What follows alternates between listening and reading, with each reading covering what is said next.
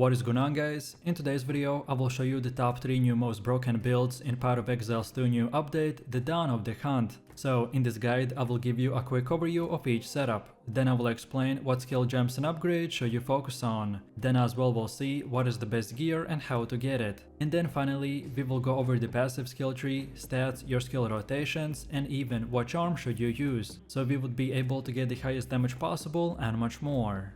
And before we continue, thanks to the timesaver.gg, they're a pro website that provides POE2 services like cheap currency, boosting, then even to trade all kinds of top quality items and custom made builds and much more. They also have a lot of positive comments on Trustpilot, and this website is really worth a try, so make sure to check them out as they also cover a lot of different games. This setup is a fresh and powerful combination of the new Huntress Ascendancy and the Bleed Spear skills. This will revolve around fast-paced, agile combat with a focus on applying and stacking powerful bleed effects through ranged spears or the javelin attacks. You will use the spear throw or the whirling blade to apply bleeds, to then kite or reposition while the enemy takes damage over time. This playstyle will emphasize a hit and run tactic, exploiting movement speed, bleed stacking, and trap style positioning for one-shotting bosses or super fast clear speed. So let me show you the build, and for the main class we are going with the Huntress and our ascendancy is Amazon. Then for the first skill we have Rake with the stomping ground, deep cuts and blindside. Then second we got the disengage with the martial tempo, Candace and ingenuity. Then next we got Blood Hunt with the bloodlust, bullseye, heavy swing, heft and close combat. Next we have Herald of Blood with brutality, precision and vitality. Then for the next one we have the Bloodhound's Mark with overpower, inspiration and the concentrated effect. Next we got Wind Dancer with the Culling Strike, blind and maim. Then next we got the Tame Beast with loyalty, minion mastery and muster. And finally we're using Explosive Spear with overabundance, expedite, retreat and primal armament. Most of the setup is structured around spamming Rake to delete enemies in split seconds, so we use gems and skills that will support and increase their duration, size and damage, while the rest are powerful buffs and utility skills that usually get activated in the background. Next up we have our passive tree, and if you are interested in a full in-depth guide on how it works, then check out my beginner guide. So let's take a look at our setup, and we want to start at this attack damage node and then keep going while taking these 3. So Primal Instinct, Eagle Eye and Disorientation. Then next we keep on going until this point and then take this bottom left side, and then keep going until we get these 2, so careful aim and blur. Then next up we keep on going until this point and then take these 3, so Crimson Assault, perfectly balanced knife and versatile arms. Then after this we go until the end and then go up top till we get this whole thing. And then when that is done, now we circle back a little and now get everything until these 2, so the Doomsayer and the Bleeding Out. And then finally from here we can pretty much go where we started from and then get all of these nodes in this top right side, and the order in which you get them doesn't really matter, so it's more of a personal preference. All of these nodes that we got are very useful, but the ones I mentioned have the top priority, as they are the most important ones to acquire early on in the game, to make our build functional, and then later on, the priority won't really matter that much. Also, as far as attributes go, you just simply won't fulfill your attribute requirements for gear and gems, and then after that spend the rest in strength.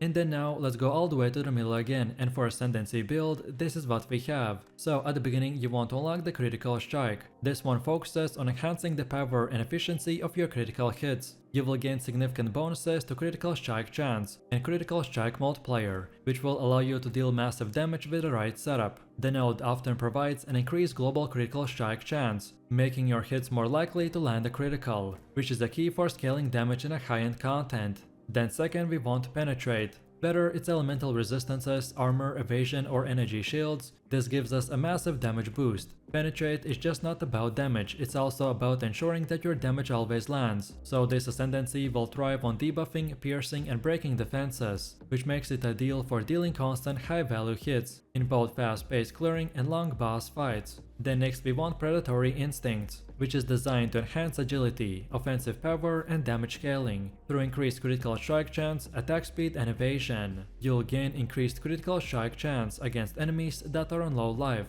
which makes you highly efficient at finishing off weak enemies. And on top of this, the added attack speed will boost your offensive capability, allowing you to apply damage faster and stack debuffs like bleed or poison at an accelerated pace. And finally, we are going in for the kill. When you choose this one, it will grant you a significant boost to critical strike chance and critical strike multiplier when your enemies are below a certain life threshold. This means that once you've already chipped away at your targets and they are low on health, then your attacks become much more lethal, so combining these two last notes will completely destroy any enemy that you come across. Next we have our gear. The weapon of our choice is the Swift Spear with increased physical damage, adds to physical damage, more accuracy, increased attack speed and leech damage as life. Then also we got an offhand called the Coiled Buckler with increased block chance, evasion rating, max life, lightning resistance and reduced attribute requirements. Then for helmet we have the Cowled Helm with max life, accuracy rating, strength and fire resistance. Then for chest we have the Shrouded Vest with evasion rating, max life and chaos resistance. Then for belt we have the Long Belt with max life, cold resistance and fire resistance. Then for gloves we got the Bound Braces with the add physical damage to attacks, fire, cold and lightning resistance. Then for boots we're using the Soldiering Sabatons with armor and evasion.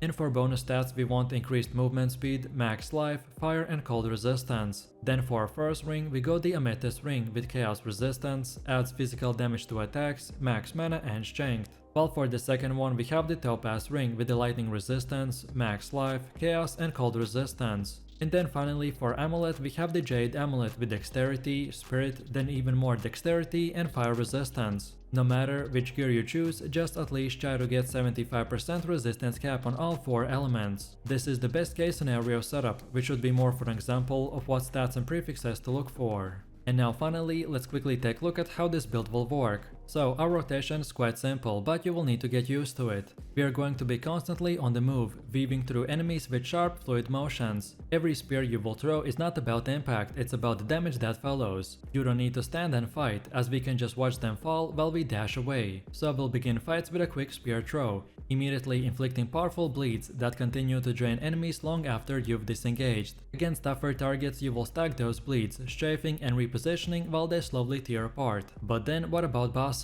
Well, they're all about timing, so keep moving, stay out of reach and just keep pressuring them as the bleed does the killing for us. Everything about this build will feed into that rhythm. Very high mobility, clean clears and a constant sense of momentum. It's not about tanking hits, it's about never being hit in the first place. So you will feel agile, tactical and lethal. And just keep spamming Rake as you see your enemies die in seconds. This setup is structured around using Contagion in combination with other chaos skills that will curse and explode enemies in very wide area. Overall, our main spammable skills have quite high mana cost to make it efficient, and that's why we are going to be using a wand like the Life Spring, which leeches percentage of max life when you cast spells. And on top of this, we can also use Asterisk Accuracy Gloves to get instant leech from our critical hits, so then this combination would completely remove the mana from equation, and give us the ability to infinitely spam chaos skills and do massive amounts of damage, without worrying about anything. The main gameplay idea behind our setup is to one-shot most enemies, and as they will die, they will continuously replenish our life and energy shield. However, for bosses, we will need to be careful, as not getting stun-locked is our main priority, and that's why we will use a specific setup, such as putting the spare in our multiple skill slot and much more.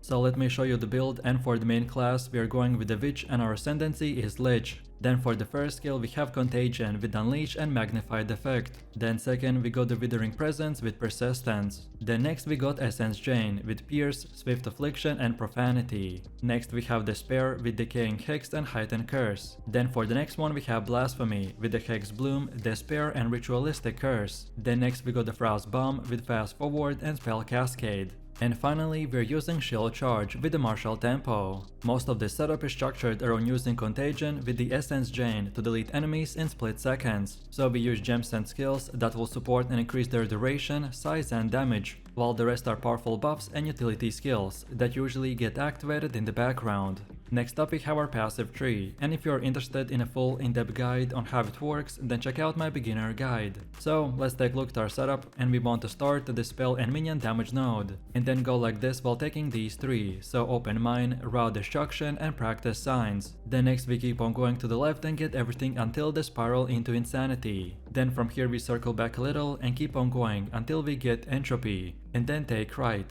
Then when we are here, we want to get all of these. So first up, take the top side and then the bottom side. And then again keep on going until we get to the actual end, and then take right. And when we get to here, then get both of these. So dark entries and the patient barrier. And now finally from here we can go down and get this whole left side. But usually at this point you can unlock the rest of the nodes in whatever order you prefer. All of these nodes that we got are very useful, but the ones I mentioned have the top priority, as they're the most important ones to acquire early on in the game, to make our build functional, and then later on, the priority won't really matter that much.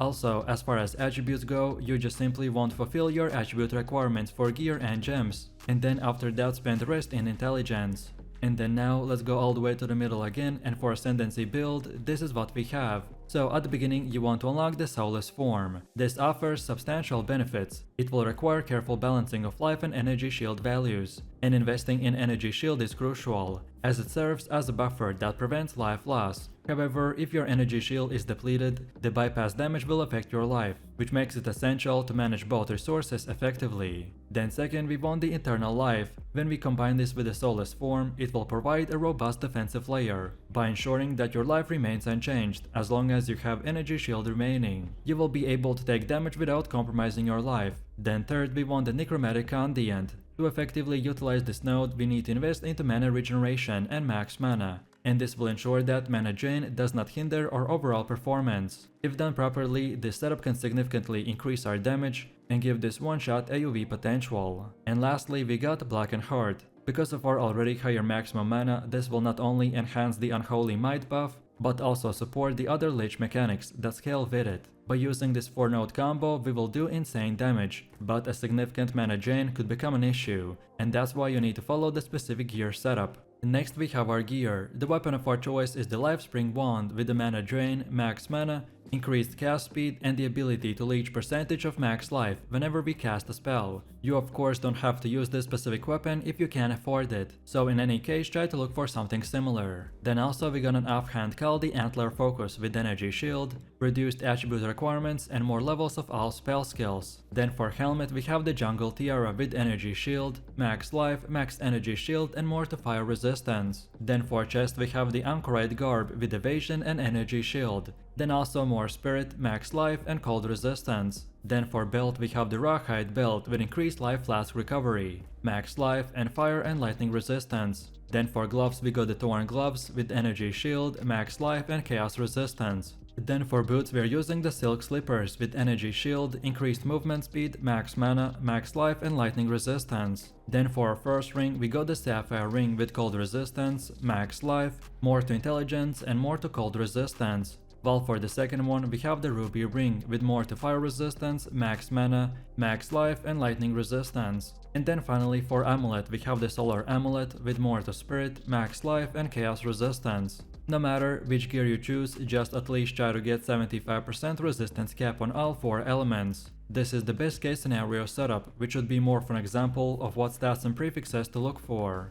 And now finally, let's quickly take a look at how this build will work. The core damage of our setup is Chaos, which we can use to deal devastation through toxic and cursed spells. You will need to focus on skills that deal Chaos damage over time, such as the Essence Chain, Contagion, and the Malice Burst. And then for defense, we will rely on Energy Shield, so you'll use Life Leech to convert Chaos damage into healing, which will allow you to stay alive during tough encounters. So, we want to start fights by casting Essence Chain that spreads Chaos damage over area, which applies a debuff that makes enemies explode on death, causing AoE damage to nearby enemies as well. We want to maximize its potential by scaling up damage and AoE efficiency. Then also we could use Malice Burst, which is a powerful burst of chaos energy that can be used to hit multiple enemies at once, and it is perfect for clearing large groups of enemies quickly. And then finally we can finish it off with the Contagion, that spreads chaos damage over time to the enemies, and it's perfect for applying chaos damage debuffs to the enemies before they die, which triggers cascading explosions.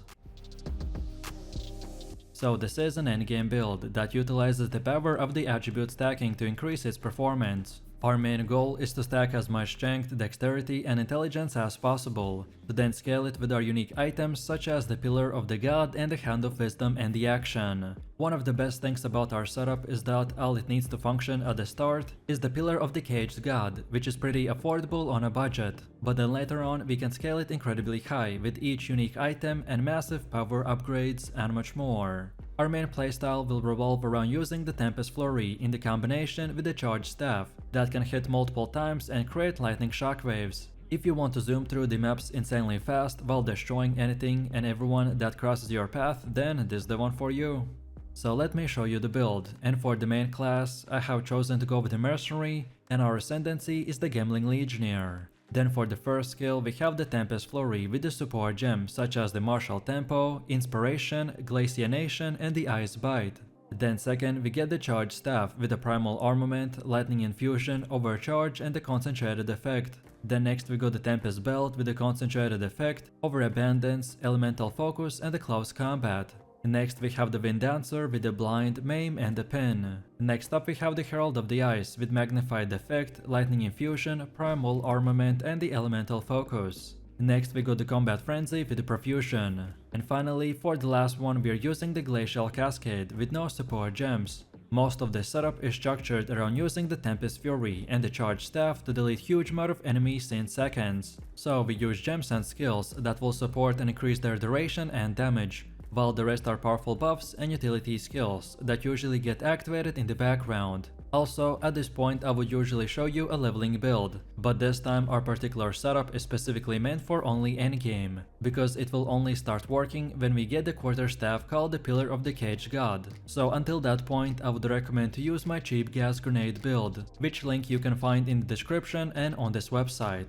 Next up we have our passive tree, and if you are interested in a full in-depth guide on how it works, then check out my beginner guide. So let's take a look at our setup, and we want to start at this armor and evasion node, then go like this while also grabbing the battle hardened and the relentless. Then from here keep on moving while also on our way getting these two, and also the beef. Then afterwards we go like this, and then here at the end we wanna go up top and get this blood magic. We want to use this specific node because scaling mana and handling mana cost is expensive, while maintaining very high tankiness, so this is a great keystone to solve any potential mana problem. Then after this, we now want to circle back and this time go to the bottom and get this brute strength. And then as you can see from here, the whole path pretty much just goes in a straight line, so just follow it while also grabbing everything that you can see right here. The only thing that you need to keep in mind is that you don't need to get these two, so the Lightning Rod and the Flash Storm, if you still haven't equipped the Hands of the Wisdom and Action. And then from here, the most important nodes and the ones we want to get is the Storm and the River, as they increase our evasion rating while also letting the freeze to build up faster for more consistent explosions with the Herald of the Ice. And on top of this, it also makes keeping up our charged staff much easier, by giving it an extra duration when consuming a single power charge, since it counts as using an extra charge. And then finally, the last most important part is the resonance, as it is one of the core nodes of our build. It will convert the frenzy charges gained from the combat frenzy into the power charges, which will allow us to cast our insane charge staff. And then now let's go all the way to the middle again, and for Ascendancy build, this is what we have. So at the beginning you want to get the adaptive capability, then second get the enhanced effectiveness. Because of how many attributes we will stack, this node will grant us a massive amount of life early on. With about 500 strength, this node will result in more than 1000 extra life. Then for the third one we want to get the integrated efficiency. And then finally for the last one we get the gem studded, which is another powerful node. If we don't get this one, then our build will run out of the effective support gems. So we want to get it to not only increase our DPS, but also to create the bigger explosions by using the Herald of the Ice. So feel free to use the exact same path as we have right here. And don't forget to check this video's description to find the link for this website. And this should make it easier for you to follow the path. Next up we have our Atlas passives. So when we start we want to first of all go to the right side and get all of these nodes, until we get this keystone called the Deadly Evolution. Then from here we want to circle back to the middle, and this time go up top, until we get to the second keystone called the Corrupted Infusion. And then from this point and onwards you can unlock the rest of the nodes in whatever order you want. But then on top of this, we have even more passives, which order in which you unlock them doesn't really matter, so this time it's up to you. and this is how it should look like for the ritual. Then next we have the Lyrium, then third we have the bosses, and then on top of that we have the pinnacle bosses. Then next we also have our expedition setup, and then finally our breach setup. Then next we have our gear. The weapon of our choice is the Pillar of the Cage God. This is relatively cheap and common item, however in the early game we wanna use the Glacial Rune or the Storm Rune to increase its flat damage output even more. On top of this, if you get lucky enough, then you can also find this quarterstaff with 3 sockets. Then for the helmet we have the 3 dragons. And after you get the Hounds of the Wisdom in action, then this is the third priority that you should get, as it is mandatory to ensure that you are freezing enemies for a massive Herald of the Ice explosion. Then for the chest we have the Warrior Invictus. This is another powerful item, but this time not mandatory whatsoever, so use this one or anything similar. And for stats we wanna focus on increased evasion, more to strength, dexterity and intelligence, and more resistances like fire, cold, lightning and chaos. Then for the belt we have the double belt with increased charm charges. And for bonus stats we want max life, more to strength and chaos and fire resistance. Then for gloves we got the Hound of the Wisdom in action. This should be the second item that you prioritize after our weapon, as it is another core part of our build, and will enable us to stack our attributes and increase DPS by a massive amount. Then for the boots we're using the advanced hunting shoes with evasion and energy shield. And for more we want increased movement speed, max life, more to dexterity and fire and cold resistance. Then for first and second ring we got the same one called the prismatic ring, with more to all elemental resistances. And for more we want adds fire or cold damage to attacks, and more strength, dexterity and intelligence. And then finally for the amulet we have Ember Amulet with strength. And for more we want more to all attributes, more to strength and intelligence. No matter which gear you choose, just at least try to get 75% resistance cap on all 4 elements. This is the best setup in the endgame, and if you only can afford few things, then I would recommend to prioritize the weapon, then the gloves and finally the headpiece. And now finally, let's quickly take a look at how this build will work. So for maps and AoV farming, we simply want to spam our Tempest Flurry while making sure to maintain the charged staff for as long as possible. However, then for single targets and boss fights, we want to start by attacking with the Tempest Flurry to generate combo stacks. So then we use our Tempest Belt and then continue attacking with the Tempest Flurry. This combo will freeze the belt and generate a power charge. So then afterwards we use our power charge by casting the charged staff. So then, once the charge staff is active, we want to continue attacking the target with the Tempest Fury, and replace the Tempest Bell whenever it goes down.